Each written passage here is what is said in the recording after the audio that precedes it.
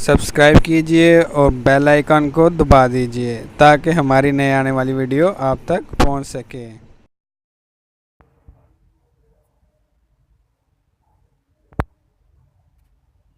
हुजूर अकरम सल्लल्लाहु अलैहि व आलिहि वसल्लम ने फरमाया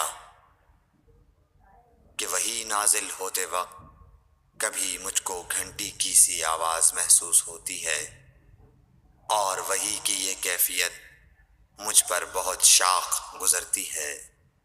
जब ये कैफियत ख़त्म होती है तो मेरे दिलो दिमाग पर उस फरिश्ते के ज़रिए नाजिल शुदा वही महफूज हो जाती है। और किसी वक्त ऐसा होता है कि फरिश्ता बशक्ल इंसान मेरे पास आता है और मुझसे कलाम करता है, बस मैं उसका कहा हुआ याद रख लेता हूँ। सही बुखारी हदीस नंबर 2। सल्लल्लाहु अलैहि व आलिहि वसल्लम पर वही का इब्तदाई दौर अच्छे सच्चे पाकीज़ा ख्वाबों से शुरू हुआ। आप ख्वाब में जो कुछ देखते वो सुबह की रोशनी की तरह सही और सच्चा साबित होता। फिर मिन जानिब कुदरत आप तन्हाई पसंद हो गए और आपने गारे हिरा में खिलवत नशीनी इख्तियार फरमाई और कई कई दिन और रात वहाँ मुसलसल इबादत और याद इलाही और जिक्र में मशगूल रहने लगे। जब तक घर आने को दिल न चाहता तोशा हमरा लिए हुए वहाँ रहते। तोशा ख़त्म होने पर ही अहलिया मोहतरमा हज़रत खदीजा रज़ियल्लाहु ताला अन्हा के पास तशरीफ़ लाते और कुछ तोशा हमराह लेकर फिर वहाँ जाकर खिलवत गुज़ी हो जाते। यही तरीक़ा जारी रहा यहाँ तक कि आप पर हक़ मुनकशिफ हो गया और आप गारे हिरा ही में क़याम पज़ीर थे कि अचानक हज़रत जिब्राईल अलैहिस्सलाम आपके पास हाजिर हुए और कहने लगे कि ऐ मोहम्मद पढ़ो। आप फरमाते हैं कि मैंने कहा कि मैं पढ़ना नहीं जानता।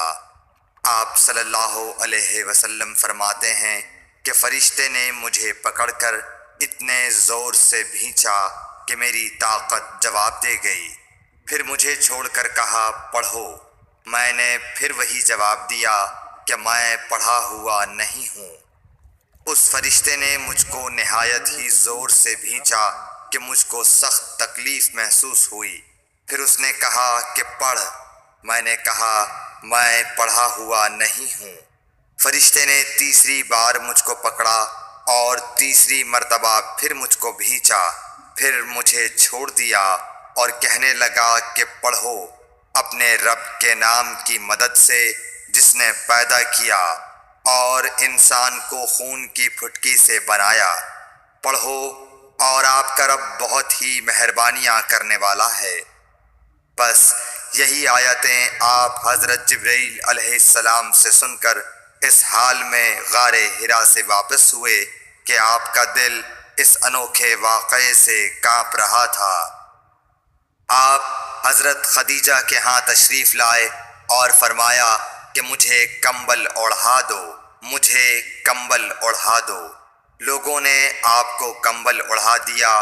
जब आपका डर जाता रहा तो आपने अपनी ज़ौजा मोहतरमा हज़रत खदीजा रज़ियल्लाहु ताला अन्हा को तफसील के साथ ये वाक़या सुनाया और फरमाने लगे कि मुझको अब अपनी जान का खौफ हो गया है। आपकी अहलिया मोहतरमा हज़रत खदीजा रज़ियल्लाहु ताला अन्हा ने आपकी ढारस बंधाई और कहा कि आपका ख्याल सही नहीं है। अल्लाह की कसम आपको अल्लाह कभी रुसवा नहीं करेगा। आप तो अखलाक़ फ़ाज़िला के मालिक हैं। आप तो कुंबा परवर हैं। बेकसों का बोझ अपने सर पर रखते हैं। मुफलिसों के लिए आप कमाते हैं।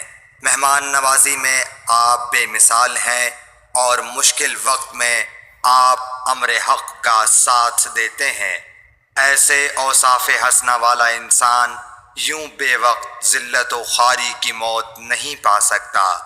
फिर मज़ीद तसल्ली के लिए حضرت خدیجہ رضی اللہ تعالی عنہا آپ کو ورقہ بن نوفل کے پاس لے گئیں جو ان کے چچا زاد بھائی تھے اور زمانہ جاہلیت میں نصرانی مذہب اختیار کر چکے تھے اور عبرانی زبان کے کاتب تھے۔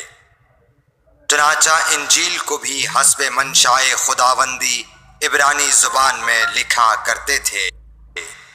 انجیل سریانی زبان میں نازل ہوئی تھی، پھر اس کا ترجمہ عبرانی زبان میں ہوا۔ ورقہ اسی کو لکھتے تھے۔ وہ بہت بوڑھے ہو گئے تھے، یہاں تک کہ ان کی بینائی بھی رخصت ہو چکی تھی۔ حضرت خدیجہ رضی اللہ تعالی عنہا نے ان کے سامنے آپ کے حالات بیان کیے اور کہا کہ اے چچا زاد بھائی، اپنے بھتیجے محمد صلی اللہ علیہ وسلم کی زبانی ذرا ان کی کیفیت سن لیجئے۔ وہ بولے کہ بھتیجے، آپ نے جو کچھ دیکھا ہے اس کی تفصیل سناؤ۔ چنانچہ آپ صلی اللہ علیہ وآلہ وسلم نے از اول تا آخر پورا واقعہ سنایا، جسے سن کر ورقہ بے اختیار ہو کر بول اٹھے کہ یہ تو وہی ناموس معزز رازدان فرشتہ ہے جسے اللہ نے حضرت موسیٰ علیہ السلام پر وحی دے کر بھیجا تھا۔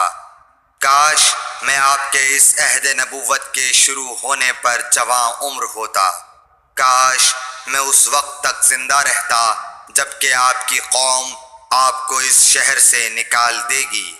رسول کریم صلی اللہ علیہ وآلہ وسلم نے یہ سن کر تعجب سے پوچھا کہ کیا وہ لوگ مجھ کو نکال دیں گے، حالانکہ میں تو ان میں صادق و امین و مقبول ہوں۔ ورقہ بولا، ہاں یہ سب کچھ سچ ہے، مگر جو شخص بھی آپ کی طرح امر حق لے کر آیا لوگ اس کے دشمن ہی ہو گئے ہیں۔ اگر مجھے آپ کی نبوت کا وہ زمانہ مل جائے تو میں آپ کی پوری مدد کروں گا، مگر ورقہ کچھ دنوں کے بعد انتقال کر گئے، پھر کچھ عرصے تک وحی کی آمد موقوف رہی۔